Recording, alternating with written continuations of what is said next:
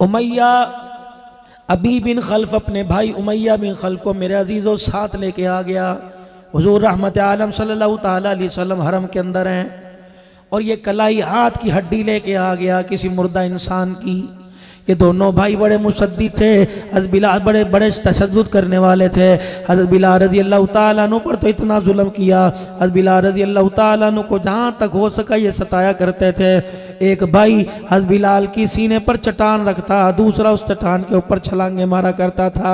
बिलाल रोया करते, कहते बिलाल अपने रब को बुला, तेरा रब अब कब मदद लेके आएगा। अबू जहल तू भी आ जा, मक्के के सरदार सारे के सारे आ जाओ। जब बिलाल रज़ी अल्लाह ताला अन्हु को चारों तरफ से मारा करते, मार मार के थका करते, एक दूसरे से पानी मांगा करते। हज़रत बिलाल रज़ी अल्लाह ताला अन्हु की ज़ुबान प्यास से बाहर निकली होती और जिस्म पसीने से सरबूर होता। सारे मक्के के काफरों को कहते और मारो, क्यों मार मार के थक गए, तो मार मार के थक गए। बिलाल तो भी मार खा के थका कोई नहीं। मक्के वालों चार आदमी और बुला लो, दाएं बाएं से अपनी कौम कबीले वाले बुला लो, दूसरे शहर से अपने सारे रिश्तेदार बुला लो। हाथों से मारो बिलाल मार खाएगा, डंडों से मारो बिलाल मार खाएगा, लोहे से मारो, जंजीरों दुर्रों से मारो, बिलाल मार खाएगा। मतलब क्या तुम्हारे मारने का? तुम समझते हो बिलाल को ईमान में कमजोर कर दोगे?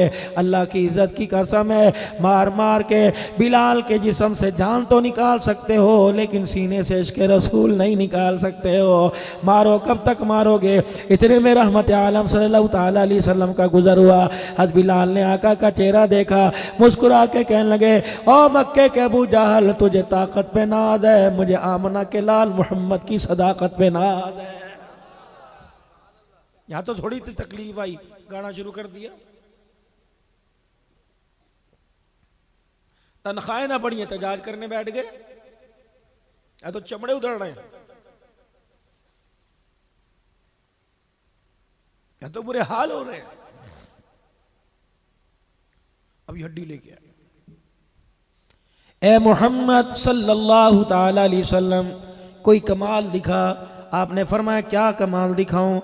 अल्लाहु अकबर किस रब की दावत देता है, क़ूलू ला इलाहा इल्लल्लाह तुफ़्लिहू की सदाएं बुलंद करता है, उस रब की तरफ बुलाता है जिस रब के बारे में तू बहुत बड़े दलाइल देता है, बहुत बड़ी दलीलें देता है। उस रब की तौहीद के फलेरे बुलंद करता है और कहता है तेरा रब मरने के बाद दोबारा ज़िंदा करेगा। ला अपने रब को, ये इंसानी कलाई है, मैंने इसे तोड़ दिया, यूँ करके अपने हाथों में मसल दिया, किरची किरची कर दी और बरीदा सा बना के मैंने ज़मीन पर मट्टी में मिला दिया। क्या तेरा रब इसे भी ज़िंदा करेगा, इसे भी बनाएगा? कुरान आया, वदरब लना मसलन व नसिया खल्क़ा क़ाल मन युह्यिल इज़ाम व हिय रमीम। ये बदबख्त आके कहता है जिस हड्डी का बुरीदा बनाया, जिसका सुरमा बना के इसने मट्टी में बराबर कर दिया। ये चैलेंज तुझे नहीं कर रहा, चैलेंज में अल्लाह को कर रहा है। नमरूद ने भी चैलेंज किया था, फिरौन ने भी चैलेंज किया था, शद्दाद हमाद ने इन्होंने सारे चैलेंज किए थे, हमान ने भी चैलेंज किया था। कहाँ गए ये अपनी हुकूमत अपनी ताकत लेके? अल्लाह फरमाते हैं अभी करूं कि मैदान माशर में करूं। अल्लाह जानदी कर, मेरा महबूब कह रहा है अल्लाह जानदी कर, गुस्सा जाने दे। फिर महबूबा इसको कह दे, ये कहता है इतनी बड़ी हड्डी बनाएगा, मुझे मेरी किबरियाई की कसम है, कुल युह्यीहा अल्लज़ी अंशाहा अव्वल मर्रा व हुवा बिकुल्ली खल्क़िन अलीम। जैसा बनाया था तोड़ के रख दिया, वैसा बना के दिखाऊंगा। इधर आ, इधर आ, जा मुंह की खा के जा। इतने बड़े हाथ की कलाई की हड्डी की बात करता है, इतनी बड़ी गट्टे से लेके कोने तक की बात करता है। इतनी बड़ी हड्डी बनाना मेरे लिए कौन सी मुश्किल बात है? चैलेंज ना कर, बला कादिरीन अला अन नुसव्विया बनाना, ये तो इतनी बड़ी हड्डी की बात है। क़यामत के दिन बनाने पर आया तो तेरी उंगलियों के पोरों की लकीरें भी बना के मैं तुझे दिखाऊंगा। खोल खोल के तो अल्लाह का कुरान सब कुछ बयान कर रहा है। अंग्रेजी जानना मुश्किल है, चाइनीज जुबान मेरे अजीजों, चाइना के वीज़े आ गए, लोग सारे चाइनीज सीखने लग गए। फ्रांस के वीज़े आ गए, लोग फ्रांसी जुबान सीखने लग गए। और मेरे अजीज़ों जन्नत के वीज़े हर जुमे में बढ़ते हैं, जन्नत के वीज़े मेरे प्यारो मक्के मदीने की आमद के वीज़े, जन्नत के वीज़े हर रोज़ रोज़ाना तबलीगी जमात 6 नंबर बयान करती है, दरस कुरान दी जाती है, दरस हदीस होता है, मस्तूरात के मजमे के अंदर माएँ बहनें बयान करती हैं, रोज़ाना जन्नत के वीज़े बढ़ते हैं। जन्नत की ज़ुबान याद करने को तैयार कोई नहीं। अल्लाह इस कुरान के अल्लाह इस ज़ुबान के बारे में कह रहा है, मेरे अजीज़ों जितना बड़ा पढ़ा लिखा होगा 5-5 हज़ार मेरे अजीज़ों 1 महीने की फ़ीस लेगा, 6 महीने में मैं आपको इंग्लिश कोर्स करा दूंगा, 6 महीने में मैं आपको चाइनीज़ कोर्स करा दूंगा। अल्लाह फरमाते हैं मदरसे मैंने कायम कर दिए, इदारे मैंने कायम कर दिए, अपने बंदों के सीनों में कुरान पाक महफूज करके मैंने मसनदों पर बिठा दिया। ओए लोगों, अंग्रेज़ी सीखना, फ्रांसीसी सीखना, चाइनीज़ सीखना मुश्किल है। वला क़द यस्सरनल कुरान लिज़िक्रि फहल मिन मुद्दकिर, मैंने हर के लिए, बड़े के लिए, छोटे के लिए, अंधों के लिए, आंखों वालों के लिए कुरान को आसान कर दिया। कोई है जो इसे आके सीखे? अल्लाह अगर मैं सीखने का इरादा करूं, फरमाया मेरा बंदा कदम उठाना तेरा काम है, तेरे सीने को कुरान की संदूकड़ी बना देना मैं खुदा का काम है। आ तो सही। कोई दुनिया के अंदर कोई ऐसा निसाब नहीं, कोई ऐसी तालीम नहीं, कोई ऐसा सिलेबस नहीं। बीमार हो गए, स्कूल से छुट्टियां कर ली, बच्चे दूसरी क्लास वाले आगे चले गए, पीछे सिलेबस रह गया। कोई एकेडमी ज्वाइन कर लो, कोई आप एकेडमी चले जाओ, कोई ट्यूटर घर के अंदर रख लो, कोई ट्यूशन सेंटर में चले जाओ, ताकि दिन रात पढ़ो, आपको सुबह शाम पढ़ना पड़ेगा, ताकि ये जो आपका म्याद रह गया, ये रह गया, ये आपको मुकम्मल करना पड़ेगा। अल्लाह करीम दुनिया की दौड़ में पीछे रह जाने वालों को आगे पहुँचाने के लिए जो तालीमी म्यार में कमी हो गई, जो मवाद रह गया, जो सिलेबस रह गया, उसको पढ़ाने के लिए गली गली के अंदर तैयार हैं। इलाहुल आलमीन एक बच्चा इतना सा मदरसे के अंदर जाता था, अल्लाह करीम एक दिन अपने घर से मदरसे के लिए निकला, 12 पारे पढ़ लिए थे, मालिक पीछे उसके मेरे अजीज़ों 28 पारे पीछे रह गए थे।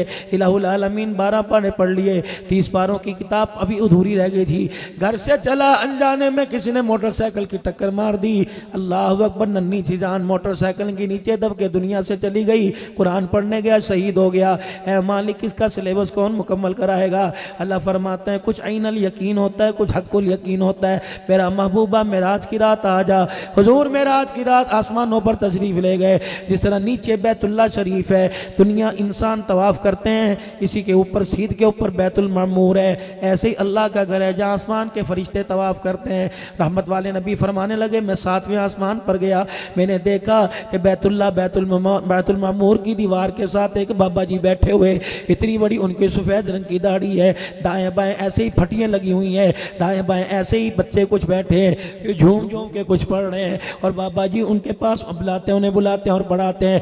मैंने कहा जिब्राइल ये कौन है? कहा आप नहीं जानते, जिनकी दुआ का आप समर है, ये वो इब्राहिम है जिसने अपने हाथों पे गारा लगाया, तगारियाँ उठाई, ईंटें उठा के अल्लाह का घर बनाया, फिर उसके मुआवजे में इवज़ में अल्लाह का हबीब आपको मांग लिया। ये आपका बाप इब्राहिम अलैहिस्सलाम है। अल्लाह के पाक पैगम्बर सल्लल्लाहु अलैहि वसल्लम ने इरशाद फरमाया, जिब्राइल ये अब्बा क्या कर रहा है? ये बच्चे इसके बेटे हैं? फरमाए नहीं। नूह नबी के बेटे हैं? नहीं नहीं। आदम के हैं? फरमाए नहीं नहीं। शीश अलैहिस्सलाम के हैं? फरमाए नहीं नहीं। ये बच्चे नन्हे नन्हे कौन है? का महबूबा जा जा अपनी उम्मत को जाकर कुरान की अहमियत और कुरान की तालीम का म्यार बतला दे कि जो बच्चे कुरान पढ़ते पढ़ते दुनिया से चले जाते हैं, अगर 15 पारे रह जाएं, 13 रह जाएं, अल्लाह ने कारी कुरान इब्राहिम अलैहिस्सलाम को बना दिया। एक मदरसा ज़मीन पे लगा, एक अल्लाह ने आसमानों पे लगा दिया। जो बच्चे कुरान अधूरा छोड़ के मर गए, इब्राहिम अलैहिस्सलाम उन्हें ऊपर बैठ के पूरे कुरान का हाफिज बना रहा। इतना बड़ा एहसास।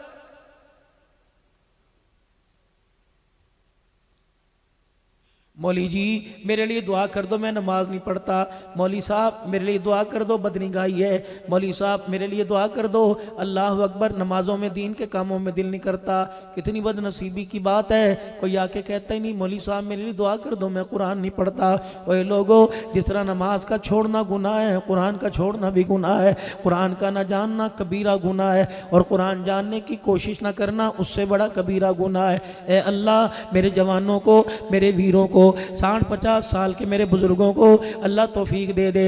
मेरे अजीजों, इशा की नमाज 7 बजे हो रही है, फजर की नमाज 6 सवा 6 बजे हो रही है, 11 घंटे की रात है। नमाज पढ़ने के बाद तबलीग के काम में भी मेरे अजीजों डिस्टर्बिंग पैदा ना हो, तबलीग के काम के मिजाज के खिलाफ ना हो। फिर तालीम का हल्का लगा लो, फिर तालीम वालों से भी कह दो आ जाओ। मौलाना कारी साहब, इस मस्जिद के इमाम साहब, आधा घंटा तमाम बालगान को कुरान पाक पढ़ाएंगे।